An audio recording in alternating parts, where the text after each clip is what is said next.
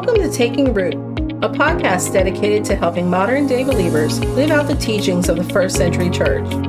Join us as we go on a journey from taking root to bearing fruit, as we learn to walk in the way. Now here is our host, Reverend Travis Precht.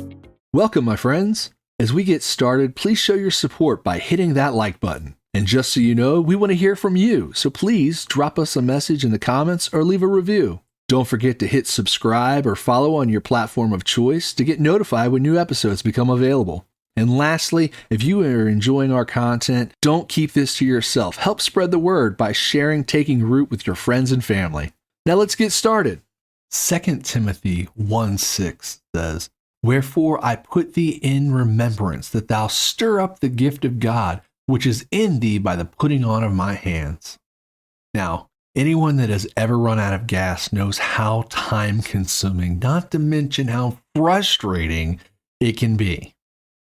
While I can't say I ever remember running out of gas while driving, I have seen many a people walking from or to their vehicle carrying a gas can, and a lot of frustrated people getting to the gas station trying to get that gas back to their car. That said, I do have to admit, I may have coasted up to the fuel pumps a time or two because I tried to put it off. Fit more miles in my day than I had gallons in my tank, after all. After all, there's always later. We can always, fit more time in later. We can always get around to it later. The danger is, the same thing can happen in our spiritual lives. We face so many situations and so many battles as our days get cluttered more and more, and we try to push to tomorrow things we wanted or even needed to do today. All the while, we don't take time to refuel our tanks spiritually. My one car has a little orange light that comes on just before the needle gets to E. The manual states that at this point, there's roughly 1.2 gallons in the reserve tank. Until I read this, I had never even known that cars had reserve tanks. But I'm thankful that they do because it provided this little extra warning for me. And this is the first warning sign my car gives me that I'm pushing it too close. I actually did the math one time to see how many miles I could get out of that 1.2 gallons. I was literally trying to push off that fill-up time to the very last minute. And boy, did I come close once or twice. I was pushing the limits. Likewise, there are warning signs when we are nearing spiritual empty. And many have learned how far they can push this limit until it is dangerously close to the end. Here are some of these spiritual warning signs. Our time reading the word has been replaced with listening to it, or by listening to sermons instead of actually reading the word for ourselves, or it's just completely cut out entirely. Our prayer time is reduced to only complaining or making demands of God, and that's if we even speak to him at all. No mention of the praise that we're supposed to give in prayer. Our giving and attendance are not really a priority to us as we reason to ourselves that we don't really need it at all, or things can get by without us. We don't get involved with ministry or Project X because we're occasionally involved with, thing Y. Or maybe even we used to be involved with thing Z, and now we feel like we've done all we need to do.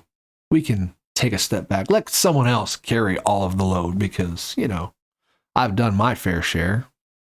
These are examples of our spiritual dashboard showing a little orange light of burnout. In other words, spiritual empty is dangerously close by. If we're not careful and we don't refill, we're not going to make it. My car's orange light goes from that solid light to a blinking if the needle reads halfway through the thick red line marked E, meaning that there is only a half of a gallon left, essentially telling me that I've squeezed out all that I can and that I better pay attention, I better take notice, and I better refuel or else there will be consequences. Friends, I'm hoping that if you're listening to this today, you see that flashing light as a reminder and say, hey, I'm encouraging you to refill. Paul said to Timothy to stir up the gift. Another translation says to fan into flames the spark. Try to take that little thing and make it big and bright again. Take that little flame and make it huge.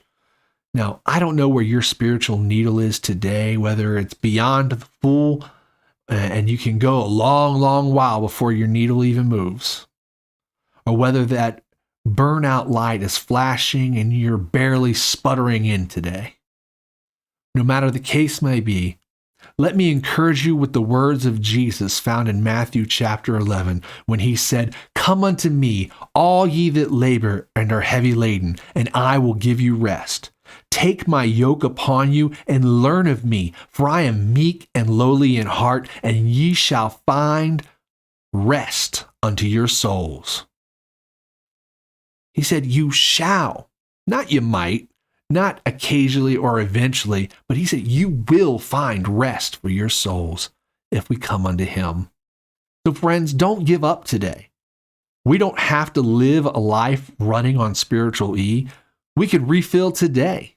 Stir up the gift of God that is within you and get a hold of him like never before. Let's keep taking root and see where God takes us as we learn to walk in the way. God bless you today.